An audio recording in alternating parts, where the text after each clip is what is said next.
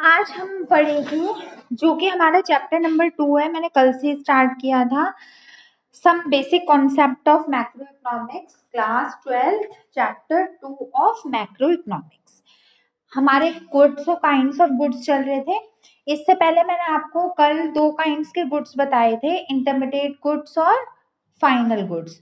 और आज भी मैं आपको दो काइंड्स की गुड बताऊंगी, consumer goods and capital goods, इनके फुल काइंड्स के साथ। चलो आज का टॉपिक, इससे पहले हम स्टार्ट करें, फर्स्ट ऑफ ऑल थोड़ा कल के टॉपिक से रिवीजन कर लेते हैं। बताओ, आप मुझे बताओ बच्चों, गुड्स क्या होता है? What is the meaning of goods?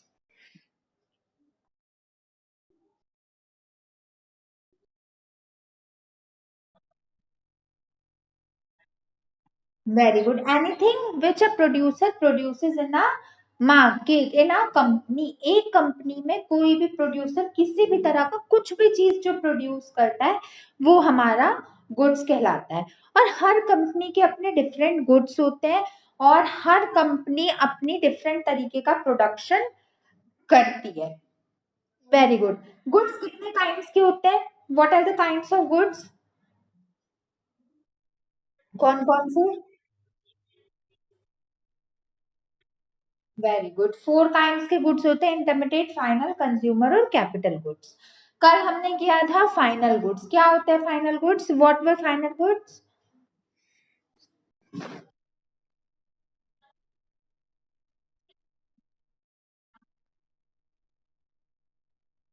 Very good. Final goods हमारे वो गुड्स होते हैं जो पूरे ही रेडी हो जाते हैं, प्रोडक्शन उनका फुल कंप्लीट हो जाता है, जिनमें कुछ और प्रोडक्शन की नीड नहीं होती, वो फुली रेडी होते हैं, उनमें और कुछ करने की जरूरत नहीं होती, वो हमारे फाइनल गुड्स होते हैं। Very good. अच्छा, एक दो एग्जांपल दे दो मुझे फाइनल गुड्स की। What are the examples of final goods? Cloth, furniture, machinery, plants etcetera. अच्छा, गुड। कल हमने अपने कल के लेक्चर में दो चीजें देखी थी, एक फाइनल प्रोड्यूसर और एक फाइनल कंज्यूमर। कौन कौन होते हैं फाइनल कंज्यूमर? कौन होता है?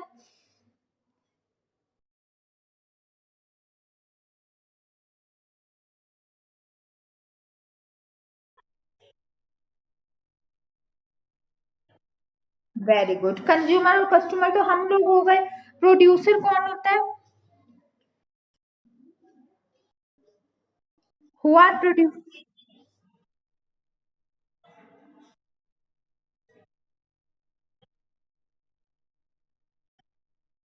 Very good. तो ये हमारे वो गुड्स होते, वो पर्सन होते हैं जो एक के तो फाइनल प्रोडक्ट को, जैसे जो प्लांट्स बना रहा है कोई कंपनी, तो या मशीनरीज बना रही है कोई कंपनी, तो उसके लिए तो उसका फाइनल प्रोडक्ट मशीनरी होगा, वो मशीनरी को परचेज करता है और मशीनरी की हेल्प से फर्दर अपने गुड्स को बना के प्रॉफिट अर्न करता है। Very good. अब मुझे बताओ, इन्वेस्टमेंट एक्सपेंडिचर क्या होता है? What is investment expenditure?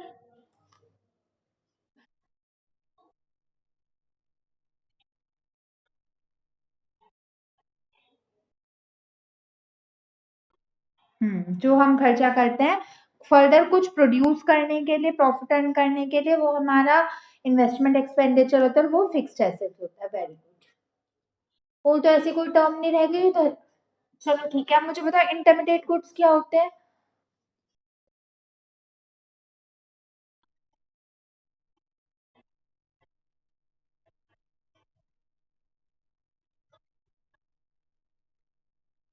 ये लास्ट वाली लाइन तो आपने ठीक कही, लेकिन फर्स्ट वाली ठीक नहीं है, उनमें कोई प्रोसेसिंग नहीं करनी पड़ती। वो गुड्स भी फाइनल गुड्स होते हैं किसी कंपनी के लिए। अब इसमें ये बात नहीं है कि उनमें कोई प्रोडक्शन की फर्दर नीड होती है। सपोज करो कोई टायर लिमिटेड है, तो टायर बनाती है, तो ऐसा नहीं है कि टायर में कुछ और प्रोडक्शन करना होगा। हाँ, टायर का कोई वैसे इस्तेमाल नहीं कर सकता, वो रॉ मटेरियल, वो फिनिश्ड इंटरमीडिएट गुड्स वो गुड्स होता है जो finish product for one industry होते हैं but raw material for another होती है। सेकंड वाली आपकी बात ठीक है, लेकिन फर्स्ट वाली ठीक ना, उनमें कोई प्रोडक्शन की उन प्रोडक्ट में नीड नहीं होती, उनको कंपाइल करके उन्हें ज्वाइन करके एक नया प्रोडक्ट बनाया जाता है, तो वो बन के एक हमारी ब्रांड न्यू या प्यारी सी कार खड़ी होती है, लेकिन उनमें कोई प्रोडक्शन की नीड नहीं होती। ठीक है? कितनी सुंदर कार बनाई थी ना मैंने छोटी सी कल। हाँ, फ्यूचर कार और तो ज़्यादा अच्छी तो है नहीं, लेकिन मैंने सोचा चल कुछ एग्ज़ाम्पल देती हूँ ना, तो अच्छे से डिज़ाइन बना के कुछ एग्ज़ाम्पल देती हूँ। मैं ना अपनी इन चीज़ों पे बहुत बिलीव करती हूँ। जब मैं स्टूडेंट थी और अभी भी स्टूडेंट हूँ, अपने आप भी और पहले भी मैं ऐसे ही बनाती थी, चीज़ों को ना पिक्टोरिकल वे में प्रेज़ेंट करना। मैं बहुत ज़्यादा लंबे-लंबे पैराग्राफ पे बिलीव नहीं करती। ना ही मैं अपने नोट्स में लिखती, ना ही आपको प्रोवाइड करती हूँ, ना ही मैं अपने आप भी एग्ज़ाम्स में देती। एमकॉम वगैरह में मैं कभी भी नहीं लिखती। मैं हमेशा सोचती हूँ शॉर्ट से शॉर्ट लिखो, इफेक्टिव लिखो और अपनी बातों को किस तरीके से अच्छे से रिप्रेजेंट करो, क्योंकि पता है चेक करने वाला जो टीचर्स होता है वो कभी भी पूरा पैराग्राफ नहीं पढ़ेगा, तुम्हारा कभी नहीं पढ़ेगा। मैं भी एक टीचर हूँ, और भी जो लोग टीचर होते हैं वो कभी नहीं पढ़ते, वो क्या करते हैं मेन पॉइंट, और तुम ऐसे ऐसे पॉइंट बना के लिखोगे ना, सुंदर सुंदर पिक्टोरिकल प्रेजेंट करोगे। मैंने इतनी अच्छी अच्छी चीजें बना रखी थी अपने बोर्ड में भी। जैसे आपको मैं एक एग्जांपल देती हूँ, बिजनेस स्टडीज में जो आपका प्लानिंग होता है, प्लानिंग फंक्शन ऑफ मैनेजमेंट होता है ना, फर्स्ट फंक्शन ऑफ मैनेजमेंट, तो उसका आपको डायग्राम पता है, पता होगा वैसे आपने देख रखा होगा, जिसमें दो इंसान से बने होते हैं, where we are and where we want to go, the gap is called as planning, पता है? तो वैसे डायग्राम बनाना है, इसी टाइप के मैं हमेशा पिक्टोरिकली प्रेजेंट करती हूँ। तो आप भी जितना पॉसिबल हो सका उतना करना, और जो आप मेरे सब्जेक्ट है मैं उसमें आपको बताऊंगी कि किस किस तरीके से क्या क्या चीजें प्रेजेंट करना। और जैसे ये वाला चार्ट है ना, जैसे मैंने अब बनाया कंज्यूमर गुड्स के काइंड्स या गुड्स के काइंड्स, ऐसे तो ना फ्लो चार्ट कहते हैं। ऐसे तो आपके हर ही चीज में बनाना, हर ही चीज में। एक तो पेज भरता है, क्वेश्चन की लेंथ बढ़ती है, और जितना आपको लिखना है, अगर आप इन्हें 4 पॉइंट पे लिख दोगे तो कितना छोटा लगेगा, इसमें आपके 7-8 लाइनें भरी गई और सुंदर भी लगेगा। तो आप ना जितना हो सका उसको ना बहुत पिक्टोरिकल वे से प्रेजेंट करो अपने आंसर्स को। ठीक है? ओके बच्चा, चलो। हाँ, तो कल का तो रिवीजन बस इतना ही था। अब देखते हैं। अब हमारा फर्स्ट गुड्स होता है, फर्स्ट मतलब थर्ड वैसे तो है, लेकिन आज का फर्स्ट काइंड के गुड्स है consumer goods. Consumer goods very very much related होता है हमारे फाइनल गुड्स के तरह ही होते हैं बेसिकली। कंज्यूमर गुड्स हमारे वो गुड्स होते हैं जो डायरेक्टली कंज्यूमर के कंज्यूम करने के लिए रेडी हो जाते हैं। दे आर डायरेक्टली अवेलेबल और ready by the consumer to consume it from the market. वो गुड्स जो पर्सन जो कंज्यूमर्स अपने मार्केट से परचेज करके अपने नीड्स को सेटिस्फाई कर सकते हैं, वो हमारे कंज्यूमर गुड्स कहलाते हैं। ये हमारे कंज्यूमर द्वारा परचेज करने के लिए अवेलेबल होते हैं, ये रेडी होते हैं कि कंज्यूमर्स इन्हें परचेज कर ले। Consumer goods are defined as all those goods which are consumed by the consumer from the market. They are ready by the consumer to be purchased. ये कंज्यूमर के द्वारा परचेज करने में के लिए रेडी होते हैं, इनमें कोई फर्दर प्रोसेसिंग नहीं होती। समझ गए? अगर आपको इसे और इफेक्टिव बनाना है तो आप ऐसे लिख सकते हो, consumer is called as the king of market. इसे इन्वर्टेड कॉमा में कर लो, consumer is the king of market and the ultimate satisfaction of consumer is the key importance for all the company. So every company will focus on producing the consumer goods which satisfy their wants, because if the consumers are satisfied then only the company will run for long term। खैर ये बहुत बड़ो वाला हो गया, रहने दो। हमारे एमकॉम का एक सब्जेक्ट है मार्केटिंग लॉजिस्टिक्स, उसमें ना ये जो आप छोटा छोटा पढ़ रहे हो कंज्यूमर गुड्स वगैरह, इनके बड़े बड़े चैप्टर्स, इतने बड़े बड़े चैप्टर मार्केटिंग लॉजिस्टिक्स में। बट ये मेरा 12th से फेवरेट जोन है। अभी आपका एक बिजनेस में भी 11th चैप्टर है मार्केटिंग मैनेजमेंट, अच्छा लगेगा आपको। मैं एमकॉम में मार्केटिंग में ही कर रही हूँ, मार्केटिंग मैनेजमेंट में, तो वो अच्छा है आपका। काफी अच्छा टॉपिक होता है ये, शुरुआत से मुझे भी पसंद है, आपको भी। आपको पसंद है ये वाला टॉपिक मार्केटिंग से रिलेटेड?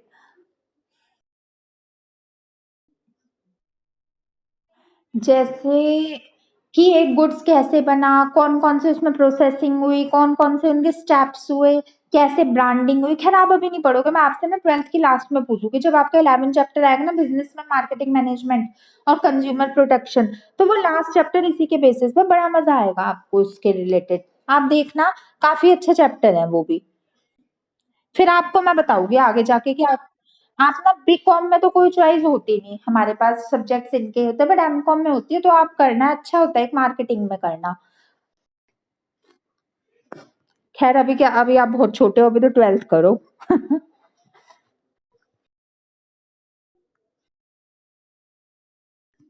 देखो कंज्यूमर गुड्स के हमारे काइंड्स होते हैं। Consumer goods can be of any kind, bread butter ghee biscuit toffee, clothes, furnitures, anything anything anything, जो भी चीज कंज्यूमर अपने मार्केट से जाके परचेज करता है वो हमारे कंज्यूमर गुड्स कहलाते हैं।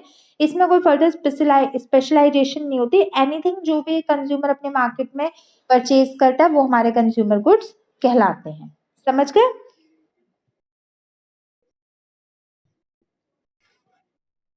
अब रीड करो, ये कंज्यूमर गुड्स के जो काइंड्स होते हैं रीड करो।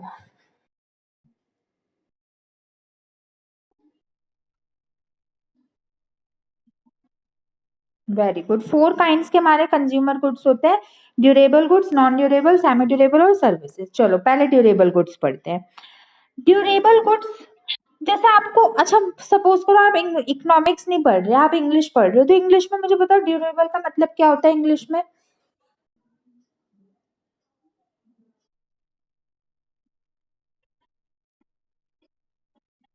Very good. ड्यूरेबल मतलब अगर इंग्लिश में बात करो तो वो चीज जो लॉन्ग लास्टिंग हो, जो ज्यादा समय तक चल सके और जिसकी जो कैपेसिटीज होती है वो ज्यादा समय तक के लिए हो, वो ड्यूरेबल कहलाती है। तो durable goods are defined as all those kinds of goods whose value last for several years. ये वो गुड्स होते हैं, फिक्स्ड एसेट्स ही मान लो, ये वो गुड्स होते हैं, फिक्स्ड एसेट्स होते हैं जिनकी जो वैल्यू होती है वो बहुत सालों तक चलती है, सेवरल ईयर्स तक चलती है। और ऐसा बिल्कुल नहीं होता कि ये मतलब बहुत थोड़े समय के लिए नहीं होती, इसकी कोई फिक्स तो मैच्योरिटी पीरियड नहीं होती, बट ये कम से कम 1 साल से तो ज्यादा ही चलती है। और कितने भी हो सकता है, मतलब इसमें आप एक कह रहे हो ना, वन टाइम इन्वेस्टमेंट होता है, आप एक बार इन्वेस्टमेंट कर लो, इनको कभी तक भी यूज कर सकते हो। और the investment in such goods are done at once, they last for fixed maturity and for several years। इसमें इन्वेस्टमेंट यानी खर्चा आपका एक बार होता है और ये आप इसको काउंटलेस ईयर्स तक, सेवरल ईयर्स तक स्टोर कर सकते हो, यूज कर सकते हो, इससे सर्विसेज एक्वायर कर सकते हो, इसका बेनिफिट ले सकते हो। ठीक है? अब देखो बच्चा, they are usually fixed assets, ये बेसिकली हमारे फिक्स्ड एसेट्स होते हैं। फिक्स्ड एसेट्स बोले तो वो एसेट्स जिसमें हमें फर्दर, मतलब जिसमें हमें बहुत जल्दी जल्दी प्रोडक्शन की मतलब परचेजिंग की नीड नहीं होती, ये एक बार लिया हुआ काफी साल तक चल जाता है। इसके एग्जाम्पल हो गए जैसे TV, radio, car, scooter, furniture, house, building, land, machinery. बस और क्या हो सकता है? बस इतनी, मतलब कोई भी चीज जो आप ले लो काफी सालों तक चले वो हमारा ड्यूरेबल गुड्स होता है। समझ गए? मुझे कुछ एग्जांपल्स आप दो ड्यूरेबल गुड्स के।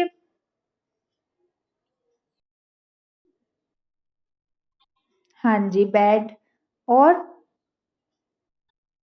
अलमीरा, राइट। आप आसपास अपने रूम में देख रहे होगे, जो जो देख रहे हो वो बोलो। बेड, अलमीरा और कुछ भी मान लो, बेड, अलमीरा, एलईडी, फोन दम, हाँ चलो मान लो फोन भी, आजकल खैर इनकी मेच्योरिटी कम होती है बट फिर भी मान लो, फोन एटसेट्रा कोई भी, मतलब जो एक बार खरीद लो काफी समय तक चले, वो हमारे ड्यूरेबल गुड्स होते हैं। क्लियर? नेक्स्ट है हमारा सेमी ड्यूरेबल गुड्स। फिर मुझे इंग्लिश में मतलब बताओ, मैं हमेशा सब आप लोगों से कहती हूँ कि कभी भी ना चीजों को कॉमर्स के तौर पे मत देखो, तो आपको वो टफ लगेगी। इंग्लिश में बताओ, सेमी सेमी मतलब क्या होता है? अगर किसी में वर्ड सेमी आ जाए तो उसका मतलब क्या होता है? Half. Very good. Semi durable goods का मतलब क्या हुआ? ये वो गुड्स होते हैं जो थोड़े तो लॉन्गर होते हैं, अगर बिल्कुल भी लॉन्गर ना होते तो वो नॉन ड्यूरेबल हो जाते, जिनकी वैल्यू ड्यूरेबल से कम लेकिन नॉन ड्यूरेबल से ज्यादा होती है। मतलब एवरेज एवरेज एक आधा साल, मतलब ऑलमोस्ट 1 ईयर, 1 ईयर या 2 ईयर मैक्सिमम। ठीक है? तो semi durable goods are all those goods whose maturity period is less than durable goods and more than non durable goods. और ये थोड़े ही समय के लिए रहते हैं, they last for shorter period of time, थोड़े ही समय के लिए, थोड़े ही पीरियड के लिए ये रहते हैं आपकी कंपनी के, सॉरी आपकी पास। इसकी मैक्सिमम ड्यूरेशन होती है 1 से 2 साल, 1 to 2 ईयर्स। मतलब जो नॉन ड्यूरेबल, जो हमारे ड्यूरेबल गुड्स होते हैं उनके तो 5, 6, 10, 12 कितने भी साल हो सकते हैं, पर जो सेमी ड्यूरेबल गुड्स होते हैं उनकी मेच्योरिटी पीरियड एट लास्ट होती है 1 से 2 साल, 1 से 2 ईयर्स। फॉर एग्जाम्पल आपके क्लोथ्स, आपके कपड़े हो गए, आपके कुछ फर्नीचर हो गए। वैसे तो आप कहोगे, अभी अभी हमने एग्जाम्पल्स लिया था जैसे बेड, एलईडी वगैरह, ये काफी समय तक चलती है। अब आप मुझे बताओ, यहाँ पे मैंने फर्नीचर एग्जाम्पल लिया, तो यहाँ पे कौन सा फर्नीचर आ जाएगा? हाँ जी, चेयर, टेबल और स्टूल्स वगैरह, और हाँ बस यही जो छोटी छोटी चीजें होती हैं वो हमारी इसमें आ जाती है फर्नीचर्स में। और क्लोथ्स तो खैर सवाल ही नहीं उठता, कोई 1 ईयर से ज्यादा पहन ले, अब वो चल भी जाए, अगर वो खराब ना भी हो तो अपना ही दिल भर जाता है उनसे, राइट? मेरे साथ तो यही होता है। अभी अगर हम मैं पेंडेमिक की बात ना करूँ, तो पेंडेमिक में तो अभी कहीं कोई जा नहीं रहा, तो उससे पहले मुझे इतना शौक है क्लोथिंग्स का, जिसकी कोई हद नहीं। तो बंदे का मन ही नहीं करता कि 1 साल से ज्यादा कोई कपड़ा खुद भी पहना जाए, फिर उसे घर पे ही पहन लेते हो, करने के बाद फेंक ही देते हैं। तो ये तो मेरा तो एक्सपीरियंस ही है, और एवरी गर्ल्स का यही एक्सपीरियंस होता होगा, राइट? तो होता है, अपना अपना शौक होता है। जैसे कोई मेरे से गए, मुझे सबसे ज्यादा शौक है क्लोथिंग्स का, ये सबसे ज्यादा। मैं कभी भी जब भी मार्केट जाती थी, अब तो करीब 1.5 2 महीने से मैं तो कहीं गई नहीं, अगर जब भी जाती थी तो तब तक अगर मैं अपने कपड़े ना लाऊं, ऐसा हो ही नहीं सकता। तो इसकी वैल्यू स्पेशली मेरे लिए तो पक्का सेमी ड्यूरेबल ही है। और वैसे सभी के लिए क्लोथ्स की वैल्यू सेमी ड्यूरेबल ही होती है, 1 ईयर से लेस या 1 ईयर से कम। समझ गए? चलो, अब नॉन ड्यूरेबल करते हैं। नॉन ड्यूरेबल का इंग्लिश में मतलब क्या हुआ? What is the meaning of non durable in English? Very good. जो डेली बेसिस की चीजें होती है, जो रोजमर्रा की चीजें होती है, जिनको रोज लाना होता है, अगर तुम उसे रोज नहीं लाओगे, रोज नहीं परचेज करोगे, तो आपका काम नहीं चल सकता। Non durable goods are defined as all those goods who do not have, हूनी विच लगा लेना यहाँ पे, which do not have maturity period, they are generally single use goods only. ये वो गुड्स होते हैं जिनकी बिल्कुल भी मेच्योरिटी लेवल नहीं होती, और ये बेसिकली हमारे सिंगल यूज गुड्स ही होते हैं। सिंगल यूज मतलब एक बार यूज किए हुए गुड्स ही होते हैं। They are generally for daily basis, ये बेसिकली हमारे हर रोज के लिए, डेली बेसिस जनरली रोज ही यूज होने वाले प्रोडक्ट्स होते हैं। इनको हमें रोज ही यूज करना पड़ता है। जैसे हमारा मिल्क हो गया, आप कोई क्या मिल्क को स्टोर करके रख रहे हैं, ऐसा पॉसिबल है? बताओ, आप ही बताओ, पॉसिबल है ऐसा मिल्क को स्टोर करना? बिल्कुल भी नहीं। एक दिन, 2 दिन, 2 दिन से ऊपर कोई मिल्क को स्टोर कर ही नहीं सकता। इंक, पेन की इंक हो गई, वो भी ज्यादा समय तक स्टोर नहीं होती। पेट्रोल, आप पेट्रोल को कितने समय स्टोर कर लोगे? आपके जो स्कूटर, कार, बाइक, स्कूटी जो भी होगी, आप उसे एक बार डलवा लोगे। जब आपने सोचा कि जो आपकी, सपोज करो कार है, तो आपकी कार में आपने एक बार अपना पेट्रोल भरवा लिया, तो उसके अलावा जितने जो बचे होगा, तो वो आप कहाँ डालोगे? मतलब वो आप स्टोर कर लो, नहीं कर सकते। कई चीज ऐसी होती है। अब देखो, इसमें भी मैं आपको एक क्लासिफिकेशन दूंगी। कई चीजें तो ऐसी होती है जिसे आप स्टोर कर ही नहीं सकते, जैसे मिल्क विल्क हो गया। इसमें आप एक और भी ऐड कर सकते हो, fruits and vegetables. Fruits and vegetables को भी आप ज्यादा समय तक के लिए स्टोर नहीं कर सकते, वो खुद ही खराब होने लग जाती है। तो फ्रूट्स, वेजिटेबल्स, मिल्क वगैरह को तो आप स्टोर कर ही नहीं सकते, है ना? क्यों नहीं कर सकते इनको? ये जो हमारे ईटिंग मटेरियल्स होते हैं,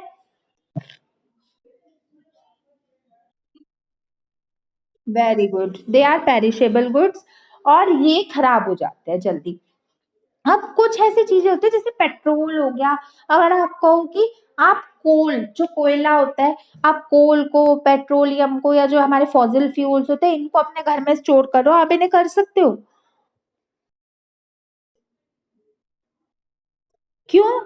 ये तो ऐसा तो नहीं है कि पेरिशेबल गुड्स होते हैं, ये को खराब भी नहीं हो सकते, फिर भी ये नॉन ड्यूरेबल में क्यों आए? बताओ क्यों?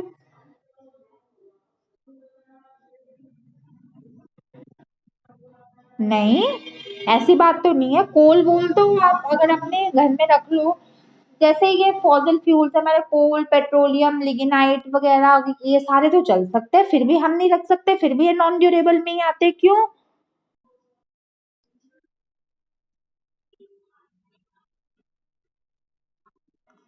इसका रीजन ये होता है, कई चीजों को रखने की हमारे पास अथॉरिटी भी तो नहीं होती। अब हम गवर्नमेंट थोड़ी ना, जो कितने भी अमाउंट का कोल रख लेंगे अपने घर में, या कितने भी अमाउंट का हम पेट्रोलियम रख लेंगे, हम गोल्ड रख लेंगे, हम नहीं गोल्ड अपना तो खरीद सकते हैं, खैर वैसे रख लेंगे, डायमंड रख लेंगे, कई ऐसी चीजें होती है जिनकी हमारे पास अथॉरिटी भी नहीं होती, अथॉरिटी मतलब राइट्स एंड पावर्स भी नहीं होते कि हम उन्हें अपने पास स्टोर कर ले, या हम अपने पास उन्हें स्टोर करके रख ले। कुछ चीजें तो हम कर नहीं सकते, कुछ हमारे पास करने के राइट्स हमारे पास।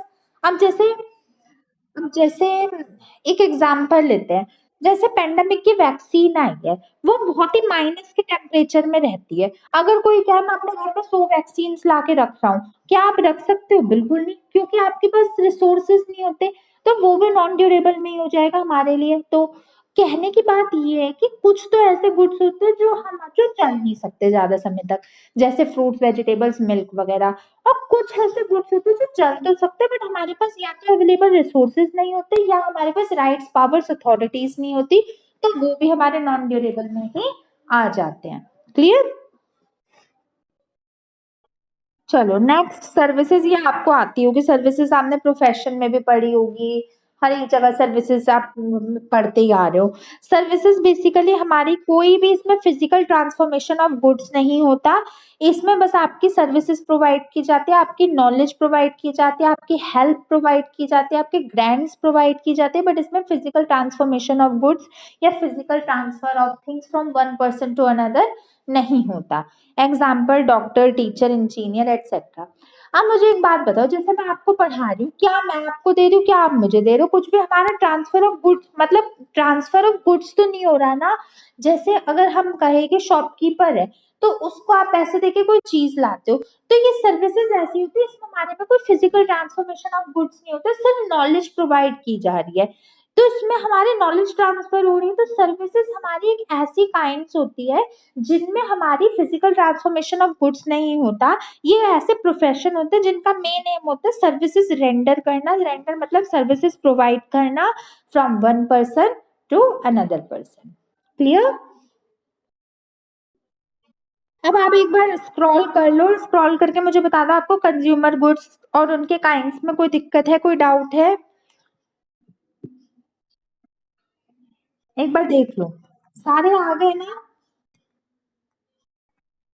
आप ये मत समझना ये चैप्टर इतना इजी है कि कल जब मैंने भी देखा है ये, तो मैं जब इसके नोट्स बना रही थी, तो मैंने सोचा कि ये चैप्टर तो काफी इजी है, लेकिन आप ये मत समझना कि आज के कल और आज के 2 दिन थोड़ी इजी चीजें है, तो ये चैप्टर इजी अभी इसमें आएंगे, कल से आएंगे। Circular flow of income, house hold expenditure, ये सारे क्या होते हैं नेशनल इनकम के, वो काफी डिफिकल्ट है।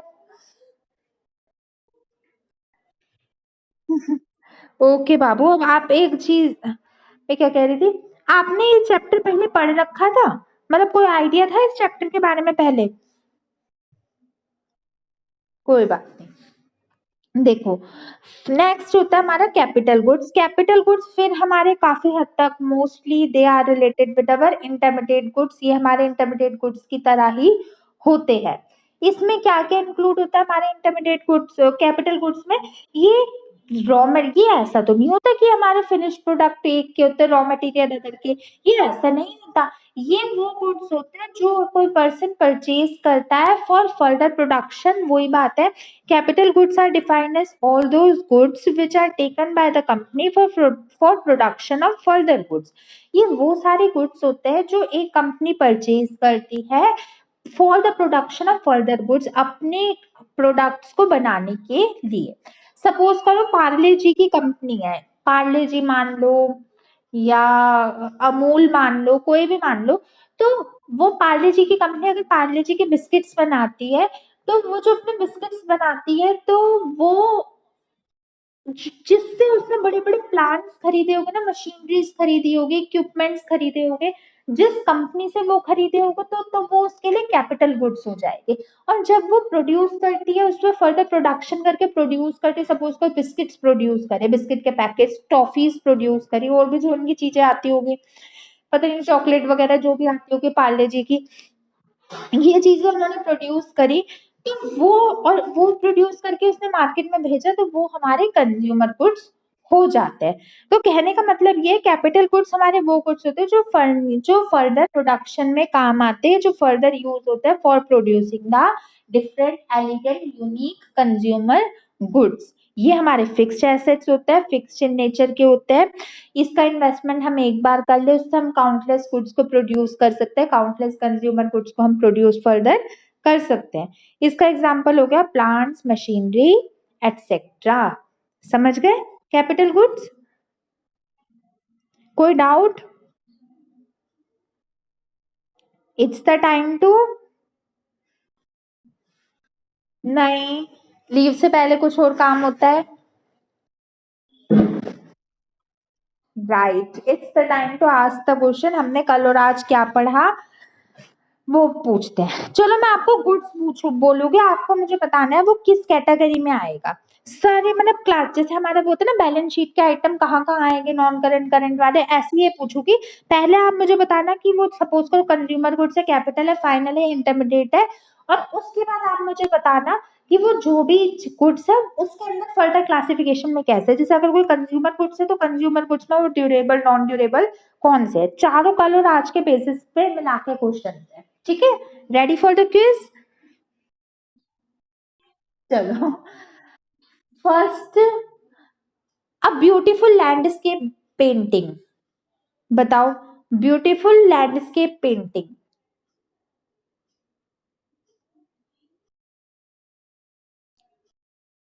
बोलो जल्दी।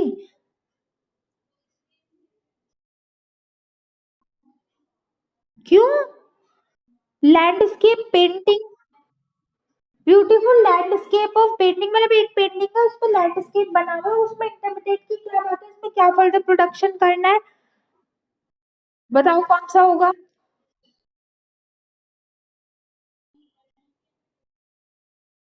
हाँ, या फाइनल कह लो या कंज्यूमर कह लो, वैसे बेसिकली अगर आप कंज्यूमर कह लो तो ज्यादा बेटर है। अच्छा, अगर मैं कहूँ कि ये कंज्यूमर गुड्स है तो ये किस में आएगा, किस कैटेगरी में कंज्यूमर गुड्स की? हाँ, ड्यूरेबल या सेमी, हाँ ठीक है, durable. Next, mobile phone cover, the cover of mobile phone, consumer goods. और कौन से कंज्यूमर गुड्स में?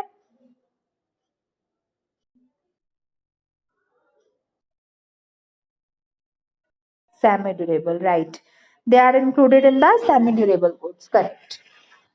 नेक्स्ट, मोबाइल कवर के अलावा आपको वो वाइपर्स ऑफ द कार, आपको ये पता है वाइपर्स जो कार के होते हैं वो किस में आएगा, वाइपर्स ऑफ द कार? बताओ किस कैटेगरी में आएगा? Very good, intermediate goods. Next, microwave,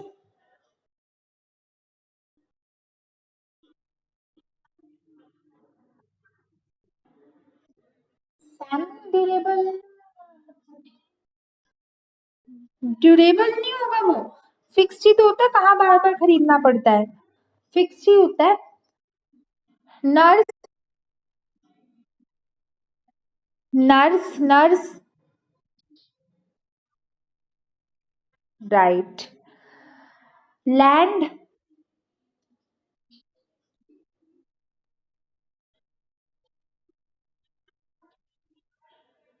अच्छा ठीक है, एक तरफ, हाँ ठीक है चलो। अगर मैं कहूँ land for factory,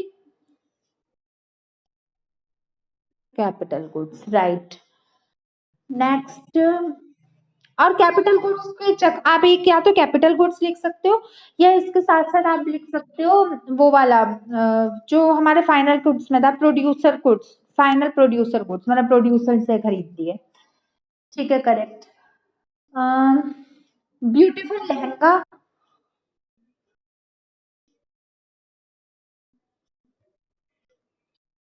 beautiful lehenga,